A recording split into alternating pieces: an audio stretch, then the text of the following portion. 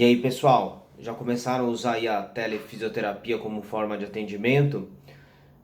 Já comecei a usar faz desde a semana passada, e os pacientes estão ficando bem adeptos, estou achando isso ótimo. Acabou sendo uma transição natural de alguns pacientes da clínica que não queriam parar, que boa parte das condutas eram de exercício, e essa transição foi muito tranquila. E o fato é que a gente já fazia isso, né? Se você parar para pensar, quantos pacientes você já não orientou por via WhatsApp, via Skype, os pacientes que viajam e procuram as nossas orientações. Então a gente já fazia isso, só que numa escala bem menor. E outros países já fazem isso há muito tempo. A Austrália já faz isso há muito tempo, o Reino Unido, os países da União Europeia. É que aqui não era regulamentado, né? E só está regulamentado devido aí ao coronavírus. Mas pode ser uma possibilidade que depois que tudo isso passe, esse atendimento ele continue, né? E eu acho que ele tem que continuar porque é uma forma importante de você fazer muitas vezes a triagem do paciente, né? Entender se realmente ele é um candidato para fisioterapia, identificar as bandeiras vermelhas, bandeiras amarelas, né? Então já pode ser uma forma de triagem. Já existem evidências mostrando que esse tipo de trabalho à distância ele funciona, né? Então você vai ver trabalhos com publicações envolvendo artroplastia de quadril, cirurgias de joelho. Então, normalmente isso já tem algumas evidências de que realmente funciona para os pacientes. E tem que lembrar que sempre que as condutas ativas elas são muito mais eficientes do que as condutas passivas na maioria dos casos, né? Então a gente tem que pensar isso. Tudo que o paciente consegue realizar ativamente é melhor do que você fazer para ele passivamente, tá? Acredito que tenham limitações, como claro que tem. Não acho que é para todo paciente, tá? Mas boa parte deles a gente consegue trabalhar. Então são algumas aplicações aí que a gente pode fazer com a telefisioterapia. Primeira questão de orientação, né? Então se o paciente, por exemplo, tem uma dor lombar crônica, você pode fazer orientações, questão de movimentos, de indicar para o paciente sempre ficar ativo, movimentações, uma ergonomia correta para pegar alguma coisa no chão, orientações em geral, né? Uma outra coisa muito legal que a gente pode fazer é a adequação do ambiente da casa dele ou do trabalho dele para a lesão que ele tem. Então muitas vezes a gente não conhece o ambiente que o paciente está, então a forma da gente conseguir adequar esse ambiente, principalmente que tem muita gente fazendo home office. Então como é que está a altura da cadeira, como é que está a posição da mesa, a tela do computador, isso tudo fica muito mais fácil, né? Trabalhar numa realidade muito mais próxima, né?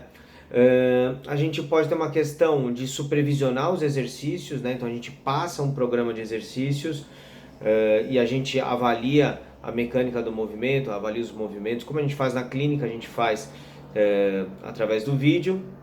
Uma outra coisa é a questão de follow-up, de você acompanhar o seu paciente ao longo do tempo. Então, a cada uma semana, a cada 15 dias, a cada um mês, enfim, cada paciente tem uma realidade para saber exatamente como é que ele tem evoluído, os pontos fortes, os pontos fracos, o que, que ele tem sentido, no que ele tem melhorado, né? E uma outra coisa é uma conduta interprofissional, da gente ter, usar dessa fisioterapia para comunicar com outros profissionais, caso o paciente vá tratar com outro fisioterapeuta, e você alinhar com ele, né, as condutas, mostrar para ele o seu raciocínio clínico, as suas condutas. Isso já facilita muito mais para dar continuidade no trabalho do paciente. E algumas limitações, como eu falei, claro que o nosso exame físico ele fica um pouco comprometido, né? Então, se o paciente ele é novo, a questão das avaliações articulares, avaliação muscular, testes de força ficam comprometidos, tá? As intervenções passivas, claro, você não está ali, então condutas que envolvam muito terapia manual, quiropraxia, osteopatia, acupuntura, fica um pouco engessado, mas você pode trabalhar com as outras questões da telefisioterapia, como as orientações, supervisão de exercícios, né? E uma outra coisa que a gente perde um pouquinho também é a segurança do paciente. Tem alguns pacientes com algumas comorbidades que causam muito desequilíbrio, muita insegurança. Então, como eu falei, não é para todo mundo, mas para boa parte dos nossos pacientes a gente consegue aplicar, tá? Uma outra coisa muito importante, nessa fase de telefisioterapia, é importante você ter uma comunicação mais direta e mais assertiva com os pacientes.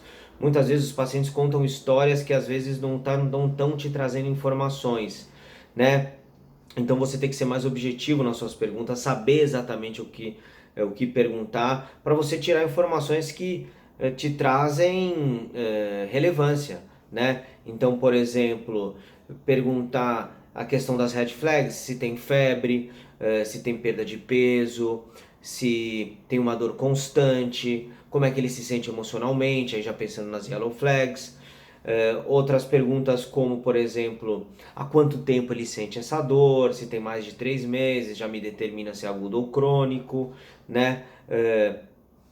Se, por exemplo, atividades que aliviam a dor dele e atividades que pioram, isso pode te guiar em algumas coisas. Se sente dormência, se sente perda de força, isso tudo vai te criando um raciocínio clínico, né? Então, ser bem específico nas suas perguntas para você ter clareza do teu raciocínio clínico e poder orientar bem o teu paciente. Beleza? Estamos juntos e continuaremos juntos. Forte abraço.